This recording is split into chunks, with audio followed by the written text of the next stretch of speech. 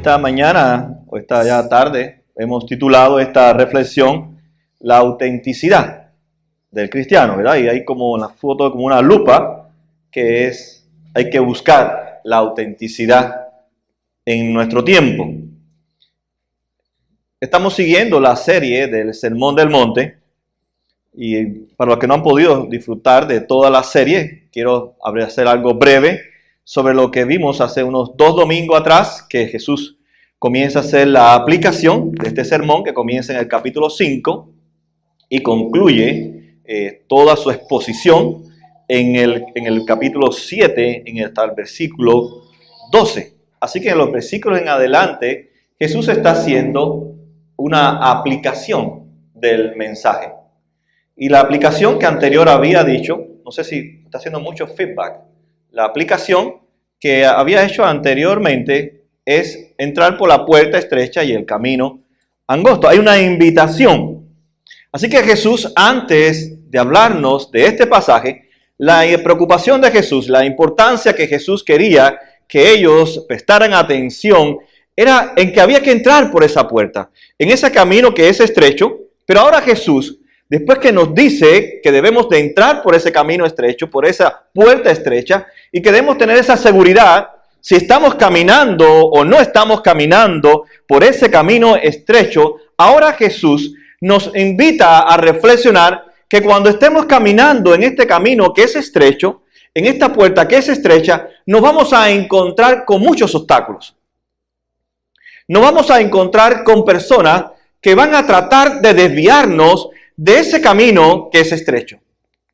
Y Jesús nos exhorta a nosotros a tener el discernimiento para poder distinguir y evaluar estas personas que nos vamos a encontrar en esta vida en la cual todos estamos, pero que vivimos a la misma vez un camino que es estrecho. Y Jesús quiere que nosotros aprendamos a distinguir entre lo que es verdadero y lo que es falso. Jesús quiere que aprendamos a distinguir, a discernir entre lo que es verdadero y lo que es falso. Y para esto hay que examinar. Para esto hay que evaluarlo todo, dice Jesús. Y lo primero que Jesús nos habla es en cuanto a los falsos maestros. Él nos habla en 2 áreas, que he separado este sermón en 2 partes. La primera área donde nos vamos a encontrar dificultades y nos vamos a tropezar con personas es con estos falsos maestros. Y la otra área es que nos vamos a encontrar con falsos cristianos, que ambos tratarán de desviarnos del camino estrecho y que podamos entrar en el camino espacioso, el camino que nos lleva a la perdición. Así que en esta primera parte vamos a tratar cómo distinguir, cómo evaluar a estos falsos maestros de nuestro tiempo. No cabe duda que hoy más que nunca podemos encontrar todo tipo de maestros espirituales, todo tipo de predicadores incluso y maestros de la palabra de Dios que la Biblia los cataloga como falsos maestros o falsos profetas. Así que vivimos en un tiempo donde sobreabunda, como abundó en el tiempo de Jesús, como abundó en el Antiguo Testamento, los falsos profetas, y Dios siempre quiere que podamos distinguir esas erróneas enseñanzas para que no nos desvíen ni minimicemos el valor del camino estrecho y el valor de la cruz que nos ha colocado en este camino. Así que lo primero que Jesús plantea es que hay un peligro. Por eso dice, cuídense. Usted está en un peligro, ¿qué es lo que usted le dice a su hijo? Cuídate, cuídate en la escuela, cuídate en el parque, cuídate al cruzar la calle. Jesús le dice, cuídense de los falsos profetas. Así que hay un peligro eminente y es un peligro que nosotros no percibimos. Por eso él continúa con esta metáfora diciendo que son lobos vestidos o con una vestimenta de oveja. No es fácil de poder distinguir el peligro de estos falsos maestros, no de nuestro tiempo solamente, sino de todos los tiempos. Por eso comienza diciéndonos, hay que cuidarse de los falsos maestros. Dice, vienen a ustedes, o sea, se van a encontrar con ustedes, van a tropezarse en su andar con Cristo, en sus vidas, están en su trabajo, están en sus escuelas, están en sus hogares, están en su familia, están donde quiera que ustedes se muevan, se van a encontrar en algún momento con estos falsos profetas o estos falsos maestros. Así que hay un peligro, dice Jesús, escucharlos. Por eso dice, cuídense, porque el propósito del falso maestro es enseñar y que otros escuchen. Tal vez puede ser escuchado, puede ser visto o puede ser leído. De las diferentes maneras nos puede llegar la información de estos falsos maestros en nuestro tiempo. Y una de las cosas que ellos quieren es que usted lo siga. Por eso pone la metáfora de la oveja, que siempre está siguiendo a su pastor. Por tanto, él dice que estos lobos feroces se visten de ovejas para que usted los siga pensando que él es su pastor, el que guía su vida, el que guarda su vida, el que es capaz de sacrificar su vida por usted. Y Jesús le dice, hay un peligro en escuchar a estos falsos maestros o profetas. Y nosotros le ponemos oído. Por eso nos dice, tengan cuidado. Si no, no nos dice, tengan cuidado. Jesús conoce nuestro corazón, conoce que estamos en este camino que es estrecho y que constante estamos mirando hacia el camino angosto, hacia el camino que todo el mundo anda, hacia el camino que todo el mundo le gusta. Y nos vamos a tropezar con estos falsos maestros de diferentes formas, diferentes maneras en nuestro andar con Cristo Jesús. Así que hay un peligro en escucharlo. Por eso la pregunta que debemos hacer, ¿quiénes son y cómo los vamos a reconocer? Jesús comienza de un planteamiento. No es fácil que lo reconozca. No es fácil reconocerlo. O sea, no es algo que sale a la vista. No es algo que tú puedas señalar con el dedo con gran facilidad y decirle, tú eres un falso maestro o tú eres una falsa maestra, estás trayendo una falsa enseñanza o me estás compartiendo algo que no es verdad. Es algo que es difícil de reconocer, por eso que dice que está encubierto, está metido debajo de la oveja. No es fácil de ver, se comporta como la oveja, se confunde con la oveja. Por tanto, la oveja es paciente, la oveja es dócil, la oveja se deja guiar. Y van a ver que estos falsos maestros aparentan de una forma u otra ser amables, apacibles, compasibles. Tratan de una forma u otra vender una identidad de que pueda usted ser impactado por su estilo de conversar, de hablar, no por su estilo de vida. Por eso es importante afinar nuestro oído. No tanto ver lo que aparentan ser, porque aparentan ser ovejas, pero dice Jesús que son lobos, que están, dice Jesús, disfrazados de oveja. Y es interesante lo que indica estar disfrazado de oveja. Indica entonces que uno no se puede imaginar lo que hay debajo de la oveja. Por eso dice que hay que tener discernimiento. Hay que tratar de poder descubrir en una forma u otra forma esas falsas enseñanzas. No se ven con claridad. Uno no se imagina nunca de que es una falsa enseñanza. De que es una falsa profecía también en cierta forma. ¿Por qué? Porque está disfrazada con la verdad de Dios. Muchas veces nosotros le llamamos en el tiempo de hoy lo que es palabra de Dios, no es palabra de Dios. Y lo que es palabra de Dios decimos que no es palabra de Dios.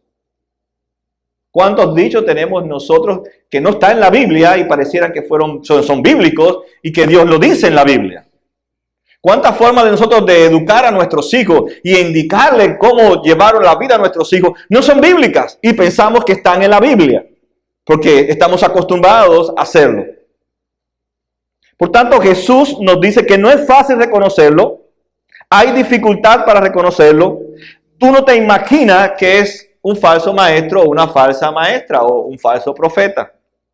El apóstol Pedro, escribiendo en su segunda carta, en el versículo 1 dice lo siguiente: en el pueblo judío hubo falsos profetas. También entre ustedes habrá falsos maestros que encubiertamente introducirán herejías destructivas, al extremo de negar al mismo Señor que los rescató. Esto les traerá una pronta destrucción. Así que Jesús nos dice que están vestidos, tienen una vestimenta de oveja. Y no podemos percatarnos que son lobos. No hay sospecha. Son muy dulces, son amables, son convincentes y te hablan con lógica. Tienen lógica lo que te dicen. Usan la razón. Es más importante la lógica y la razón que la misma fe. Y usted cuando lo escucha dice, tiene lógica. Tiene lógica que si yo escojo comprarme un auto azul o blanco, tiene lógica en que yo escoja a Dios o no lo escoja. Tiene lógica. Si piensa razonalmente, tiene lógica en que usted tiene decisiones. Hablábamos ayer sobre la voluntad de Dios. Y hallamos mucha lógica en las cosas que nosotros hacemos para encontrar qué es la voluntad de Dios. Pero ¿qué es de la fe? ¿Qué es lo que nos enseña la palabra de nuestra fe? ¿Cómo debemos de vivir nuestra fe? Por tanto, ellos son especialistas en la lógica y en la razón. Porque ellos quieren convencernos para que usted los siga a ellos y se apropie de sus enseñanzas. El cuadro entonces que nos presenta aquí Jesús es una persona que nos sale al camino y nos viene con ciertos principios, con ciertas enseñanzas que parecen que son cristianas y que nosotros nos gustaría y desearíamos hacer. Por ejemplo, hoy está muy de moda el evangelio de la prosperidad. El evangelio de la prosperidad, en que todos quieren ser prósperos y a quien no le suena dulce en los oídos de que usted, de ser un empleado, pase a ser un dueño de una compañía, y no solamente un dueño de una compañía, sino que sea multimillonario. Y no solamente su compañía sea una sola compañía, sea una franquicia. Eso nos suena agradable a nuestros oídos. O como dice también el profeta Jeremías, que todo anda bien. Dicen paz y paz a mi pueblo cuando no hay paz en mi pueblo. Son profetas que nos enseñan a nosotros que todo anda bien. Y si algo anda mal, no te preocupes que todo va a obrar bien. Y nos invita constantemente a estar en este camino ancho, donde realmente no hay mucho que sacrificar, no hay mucho que entregar, porque todo es para nosotros. Así que la enseñanza general que nos habla Jesús, hay que tener cuidado de estos falsos profetas, estos falsos maestros. Ellos hablan de Dios, ellos hablan de la cruz. Ellos hablan de la salvación. Sin embargo, Jesús dice, son cosas de las cuales ellos hablan, pero nos damos cuenta que detrás de todas estas enseñanzas siempre dicen que no hay problema. La santidad tú la defines como tú quieres vivir. A Dios tú lo defines como tú quieres creer en Él. La salvación tú la defines como tú quieres entrar al cielo. Por tanto, siempre le da la prerrogativa al ser humano en que escoja cómo definir lo que la Biblia define contrario a lo que ellos enseñan. Por tanto, la santidad no es un tema de ellos. La santidad habla de un estilo de vida estrecho, donde tenemos que, como dice Pablo, irnos despojando del viejo hombre y revistiéndonos del hombre nuevo hecho a la imagen de Cristo. Y el falso profeta, la falsa enseñanza, nos dice, tú estás bien. Mientras que tú creas en Dios, tú estás bien. No importa, no te preocupes por la santidad. No te preocupes por cómo vas a vivir en la presencia de Dios. Si tú crees en Dios. O sea, encajan a todo el mundo de cualquier religión y creencia en este camino, que es un camino obvio, ancho. Pero en el estrecho solamente encaja Cristo, porque es el único camino que nos lleva a la salvación.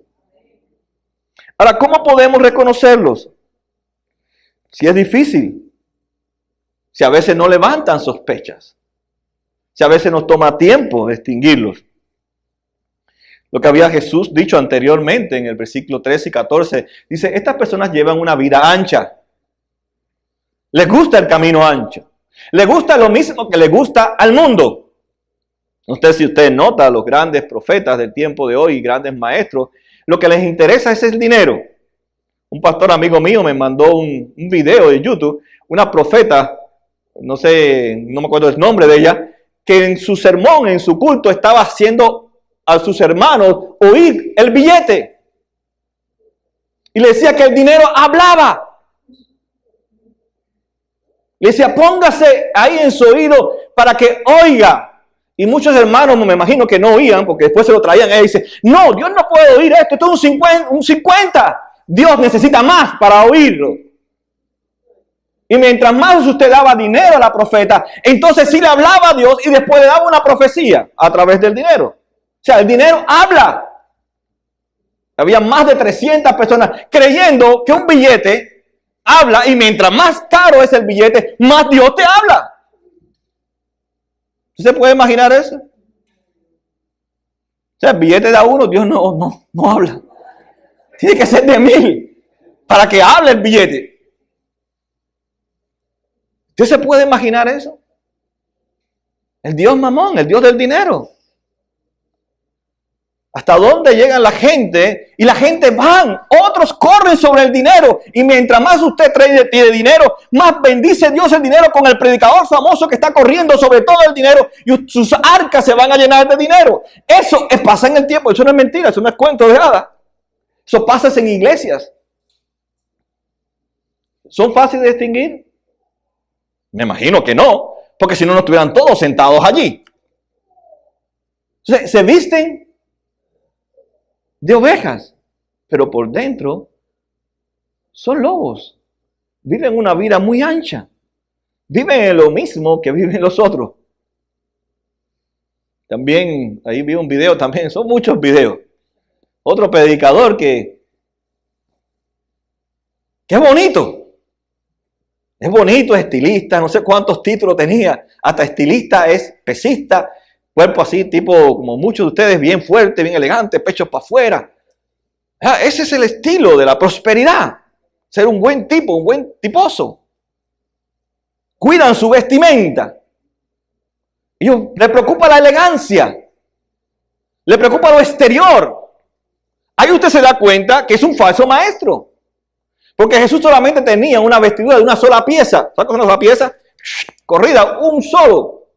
No vivía en el esplendor de su tiempo, ni le interesaba cómo se vestían los fariseos y los saduceos, que eran los ricos religiosos de su tiempo. Jesús era sencillo.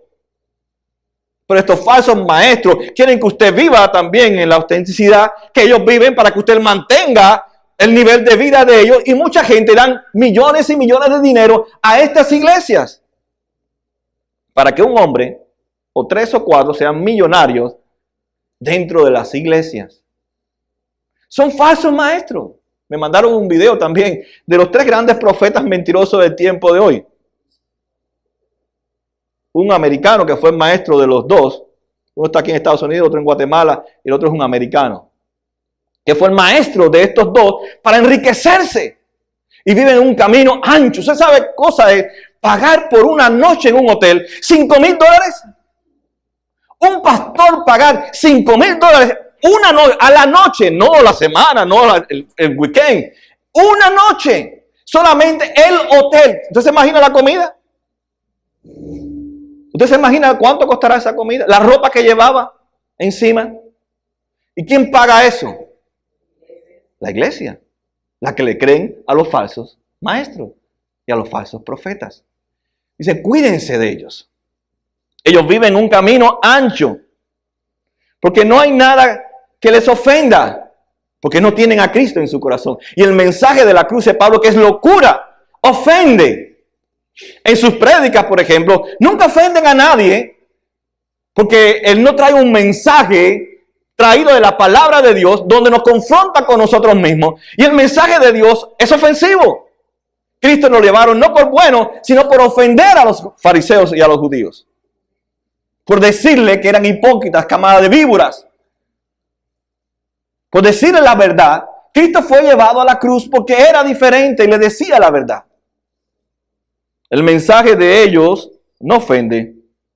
Dice Pedro que hubo falsos profetas en el tiempo del Antiguo Testamento.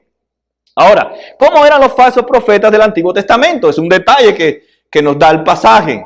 Y que ellos sabían y nosotros debemos descubrir. Dice en Jeremías 6:14, curan por encima la herida de su pueblo y les dicen paz y paz, cuando en realidad no hay paz. O sea, son consoladores. No te preocupes, todo va a estar bien. No hay problema. Todo va a funcionar en tu vida.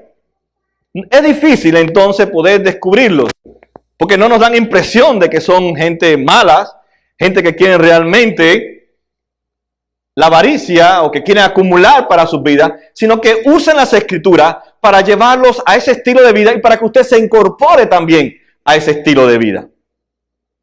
Así que dice que el falso profeta es un consolador.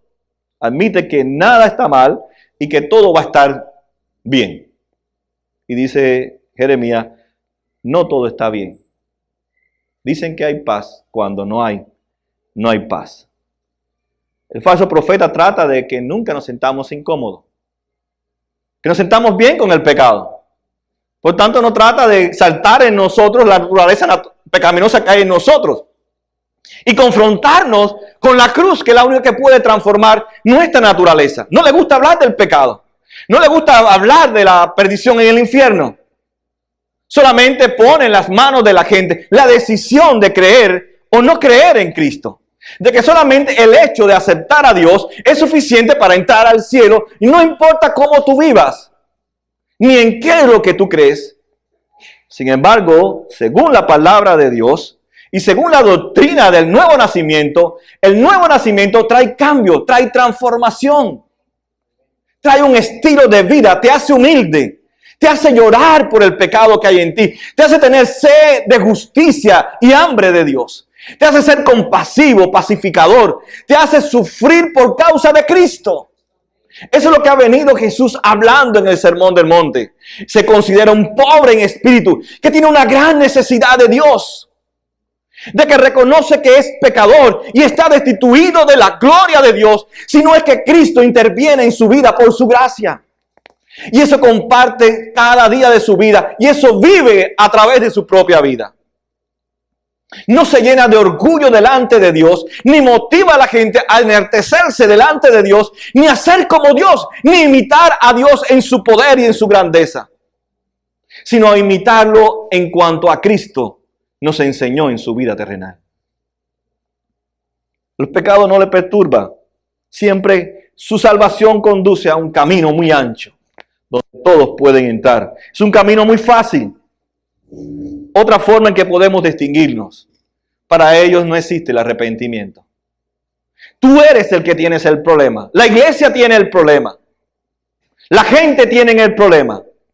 Para él no hay arrepentimiento, porque él está en lo correcto. Él está en la verdad. Los demás son los que tienen que arrepentirse. El falso profeta entonces no busca el arrepentimiento.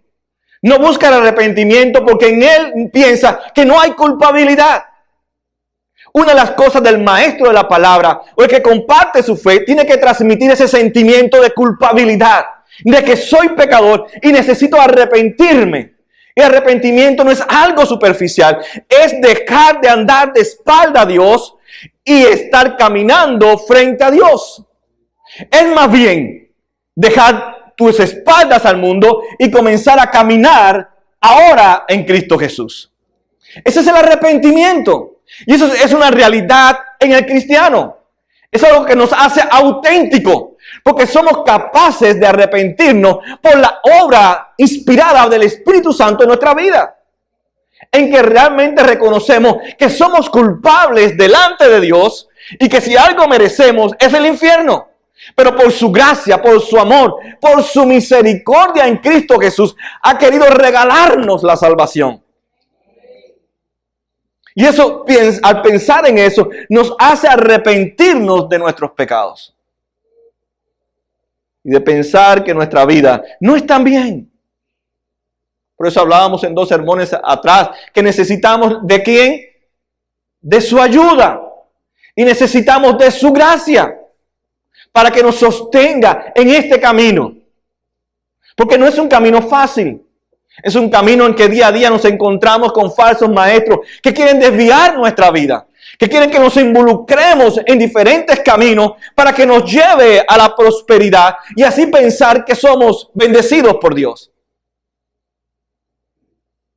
El profeta sigue diciendo, sí, el falso profeta, que todo está bien. Lo único que hay que hacer es creer en Cristo. That's it. No le molesta nada más. Convierte tal vez la santidad en 2 o 3 cosas que están relacionadas con el dinero. Porque eso es lo que hace el lobo, robar. El lobo lo que hace es destruir. Y todo relaciona con el dinero. Todas sus enseñanzas terminan en el dinero. Es muy difícil que no termine en el dinero. Y alrededor de toda la prosperidad que supuestamente trae Dios a través del dinero.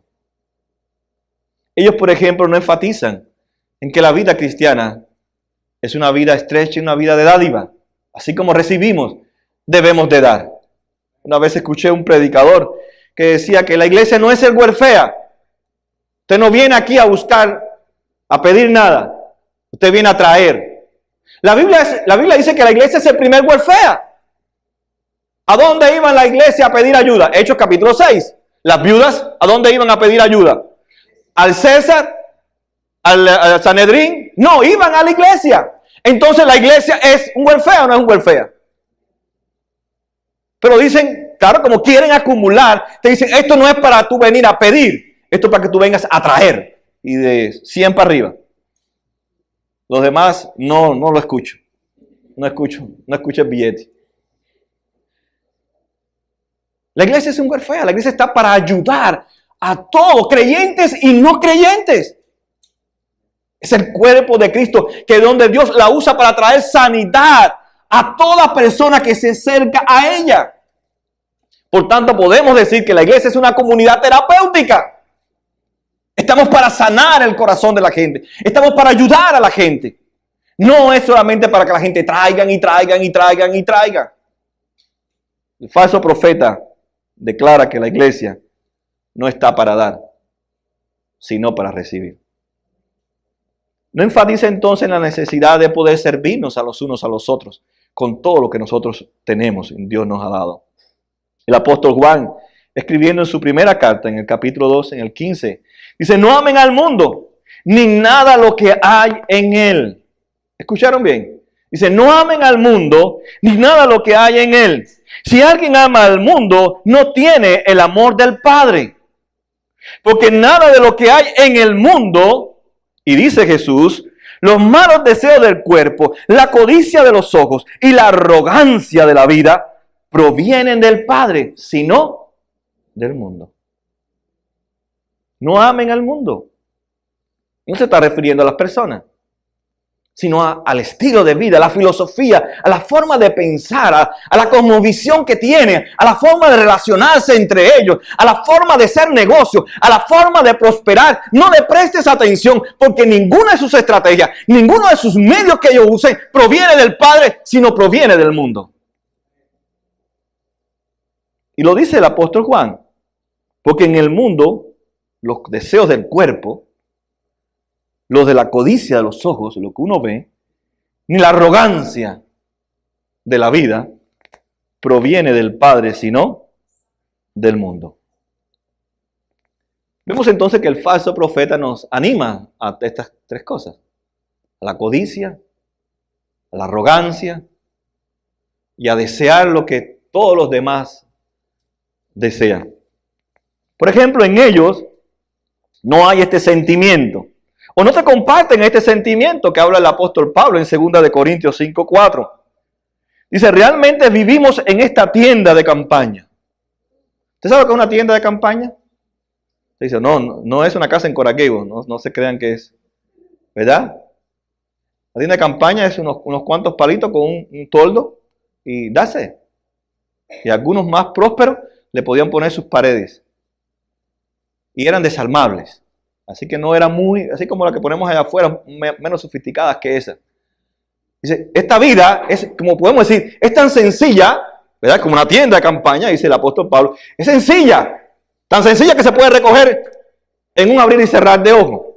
Dice, esta vida que es tan sencilla, vivimos en esta tienda de campaña y dice Pablo, suspiramos. ¿Sabes lo que es suspirar? ¿Verdad? Y agonizar. ¿Verdad? Siempre está el suspiro con el agonizamiento, ¿verdad? Dice, estamos agonizando. O sea, una tienda de campaña que reconocemos que es simple, que es sencilla, pero a la misma vez suspiramos, pero suspiramos es algo que tú deseas. Y dice, y por la misma vez que algo que yo deseo, pero a la misma vez algo que yo estoy agonizando, algo que me está doliendo adentro, algo que me está comiendo adentro, algo que me está haciendo sufrir. Y Pablo dice lo que está pasando. Pues no deseamos ser desvestidos, sino revestidos para que lo mortal sea absorbido por la vida eterna, la vida en Cristo Jesús. El falso profeta nunca nos dice que la vida cristiana es una batalla de fe. Todo te va a salir bien, solamente tienes que tener fe, tienes que hacer esto, tienes que hacer aquello, tienes que hacer lo otro. Pero nunca te hablan que es una batalla de fe. ¿Sabes lo que es una batalla? Es una batalla en que tú tienes que estar preparado para la batalla. Tú tienes que ser un soldado de Cristo. Porque el enemigo está ahí, lo dice Jesús. Es un lobo. Está disfrazado de oveja. Te va a tratar de comer tus oídos. Tratar de que tú le hayas lógica y sentido a lo que te están enseñando. Para que tú te vayas al camino ancho. Esa es la tentación. No es fácil de distinguirlo. Incluso muchas veces va a pensar que es oveja y no es oveja. Y una de las cosas es que ellos no hablan de que nuestra vida cristiana es una batalla de fe. Pablo, escribiendo a la iglesia en Éfeso, en el 6:11 dice lo siguiente: pónganse toda la armadura de Dios para que puedan hacer frente a las artimañas del diablo. O sea, habla que el cristiano tiene que tener una armadura en este camino estrecho para pelear contra estos falsos maestros o estas falsas enseñanzas que nos van a tratar de desviar del verdadero camino que es Cristo Jesús. Dice, pónganse toda, no dice pónganse una parte de la armadura, dice toda la armadura para que puedan hacerle frente. Porque nuestra lucha no es contra seres humanos, sino contra poderes, contra autoridades, contra potestades que dominan este mundo de tinieblas, contra fuerzas espirituales malignas en las regiones celestiales. Por lo tanto, pónganse toda la armadura de Dios para que cuando llegue el día malo puedan resistir hasta el fin con firmeza. ¿Cómo vamos a resistir las falsas enseñanzas si no estamos con la armadura de Dios? Léalo ahí en Efesios 6. Ahí dice las armaduras de Dios cuáles son. La que usted tiene que ponerse. La que usted tiene que estar ceñido para poder resistir a estos falsos maestros. Así que vivimos en una época en que usted profesa a Dios o menciona el nombre de Dios, pues pensamos, hay que seguirlo. Cree en Dios. Y Jesús nos dice, tengan cuidado. El camino de ellos los va a llevar a la perdición. Evalúen a través de las Escrituras. ¿Qué es lo que enseña las Escrituras sobre cada enseñanza que nos llega? Yo hacía una pregunta, quiero hacer una pregunta, o me hacía una pregunta al leer el pasaje. ¿Por qué la iglesia de hoy se ha vuelto tan insuficiente y tan débil? ¿Por qué la iglesia de hoy puede penetrar con gran facilidad las falsas enseñanzas a la vida de ustedes? Voy a hablarle un poquito algo interesante. ¿Por qué está pasando esto en este tiempo? En el siglo pasado, en el siglo XX, surgió una filosofía que se llama la alta crítica.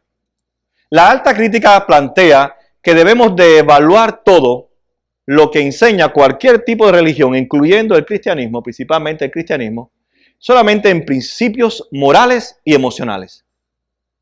¿Qué provocó la alta crítica entonces?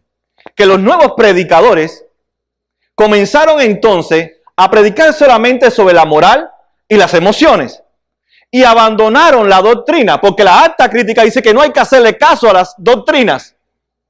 No son tan fundamentales. Mejor es enseñarle al pueblo de Dios la moral y darle rienda suelta a sus emociones. Por tanto, la doctrina ocupó un lugar que casi mencionar la palabra doctrina era una palabra herégica. Era una palabra que realmente molestaba a la gente. Sin embargo, lo que ha provocado, y es cierto, que ha llenado todos los templos. Pero que ha provocado que hay templos con multitudes, pero hay una iglesia vacía. ¿Sabe la diferencia? El templo es esto. Estas 4 paredes, está repleto. La iglesia son ustedes. Y la iglesia está vacía y el templo está lleno. Eso es lo que ha provocado la gran atracción de mucha gente a los templos cristianos, pero salen de sus templos siendo una iglesia vacía. Porque no les hablan del nuevo nacimiento, la necesidad de nacer de nuevo a través del sacrificio de Cristo en la cruz. Y que ese nuevo nacimiento tiene que expresarse en todas las áreas de mi vida, que es la santificación. Que es un proceso doloroso, porque es como una metamorfosis. Es dejar de ser yo para que sea Cristo en mí. Es sacar todo lo que hay en mí para que Cristo comience a vivir en mí. Y la iglesia se ha vuelto insuficiente porque hoy nada quiere la iglesia que le diga que le moleste. ¿Cuántos de nosotros escuchamos un sermón y dice, me molestó lo que dijo el pastor? No me gustó lo que dijo el pastor. Es más, no voy a venir más porque lo que él dijo, no estoy de acuerdo con él.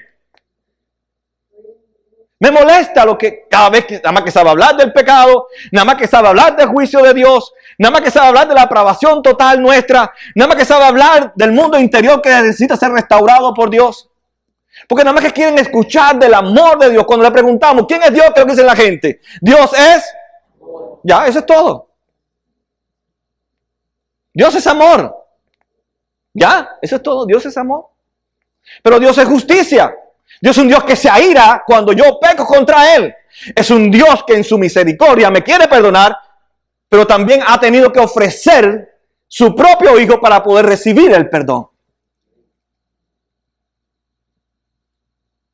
Los templos están llenos, pero la vida de la iglesia de este tiempo, de este siglo, está vacía. No saben nada de la Biblia. Ustedes los notan, no saben nada de la Biblia. Viven como vive Vicente, como vive todo el mundo. Se visten de la misma forma que se visten. Hablan de lo mismo que hablan la gente. Les gustan los lugares que les gusta a la gente. Les gusta los estereotipos. Les gusta la belleza. Les gusta lo exultante. Les gusta todo lo que les gusta al mundo. Y Jesús viene hablando a través del Sermón del Monte de una cultura diferente. Hay que ser diferente. Por eso dice Jesús, si es un árbol bueno, tiene que dar buenos frutos. Si eres cristiano, no puedes dar malos frutos. Tiene que haber buenos frutos. Es natural que haya buenos frutos, porque es la naturaleza que está ahora. Y ella misma controla, dirige tu vida. Por sus frutos dice Jesús que los conocerán. Ya hemos hablado todos los frutos de estos falsos maestros. Y dice, no se puede parecer la espina o los espinos a los higos. Hay una gran diferencia. Pero pareciera de aspecto semejante. Parecen que son lo mismo, pero no son lo mismo. No pueden producir lo mismo. Y fíjense que dice malos frutos y buenos frutos. No dice un fruto podrido, porque un fruto podrido no da frutos. O sea, hay que tener cuidado. Es la ilustración de Jesús. Por los frutos de ellos, ustedes los van a conocer. Ahora, usted tiene que saber cuáles son los frutos del Espíritu entonces. Porque si usted no sabe cuáles son los frutos del Espíritu, aún en medio de estos frutos reconocer que necesitamos del Espíritu Santo para poder vivir los frutos. Mateo 12:33 habla algo que colabora con lo que estamos compartiendo. Dice 12:33, si tienen un buen árbol, ese fruto es bueno. Si tienen un mal árbol, su fruto es malo. El árbol se reconoce por su fruto. Camada de víboras, ¿cómo pueden ustedes que son malos decir algo bueno? De la abundancia del corazón habla la boca. Quiere decir que si usted tiene a Cristo, ¿qué va a hablar usted? De Cristo. Si usted reconoce y cree que realmente usted es un pecador y una pecadora, ¿qué usted va a hablar? Si usted realmente reconoce que es pecador y está frente a la presencia de Dios Santo y que lo que usted merece es morir por estar en la presencia de Dios, usted va a hablar de eso.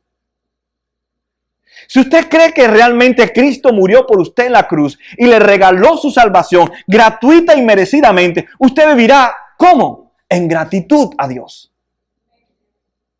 ¿No será un esfuerzo entonces servir a Cristo porque usted expresa gratitud porque es lo que hay en su corazón? Por tanto, la vida cristiana, si para usted es una carga, evalúe su vida. El fruto bueno no está ahí, porque el fruto bueno da gratitud por lo que ha hecho Cristo por nosotros. No puede producir una cosa a la otra. El que ha nacido de nuevo, nueva vida tiene en Cristo. El fruto es visible, dice Jesús. El fruto tiene que verse en nosotros. Como dice Pablo en Gálatas 5:22. Se ven los frutos del Espíritu Santo en nuestras vidas. Por sus frutos los vamos a conocer. Por tanto, para concluir, el cristiano en sí va a mostrar su personalidad. Lo que tú eres no se puede esconder. Tiene que mostrarse. Por eso dice Mateo 12 que la abundancia de tu corazón abra la boca. De lo que tú crees o como tú crees es lo que tú vas a vivir. Si crees en Cristo genuina y verdaderamente, eso se va a ver en cada uno de nosotros. Podemos darle entonces la impresión de que somos cristianos, pero realmente lo que hay en nuestros corazones se va a manifestar de una forma espontánea. De la abundancia del corazón habla la boca. Y termina Jesús esta parte para continuar hablándonos después. ¿Cómo podemos saber si de verdad soy cristiano o no soy cristiano? ¿Cómo puedo evaluar si soy cristiano o no soy cristiano? Porque nos vamos a contactar con muchos cristianos que dicen que son cristianos, pero no son cristianos y quieren que vivamos la vida ancha como ellos viven como cristianos. Eso nos va a hablar Jesús ya para terminar el sermón. Pero Jesús concluye con un detalle de juicio para estas personas. Porque a Dios nadie lo engaña. ¿Podrán engañarnos a nosotros? ¿Podrán burlarse de nosotros? Puede ser que dure 15 años burlándose de nosotros, engañándonos, pero Dios no puede ser burlado. Y Él termina con este detalle de juicio. Todo árbol que no da buen fruto se corta y se arroja al fuego. Así que por sus frutos los conocerán. Dios es un Dios juez y un Dios justo. Y a cada cual, como dice Nahum 1:3, le dará a cada cual lo que cada cual se merece, según sus malas obras. Que Dios tenga misericordia de nosotros y que Dios en nuestro andar con Él abra nuestros ojos espirituales.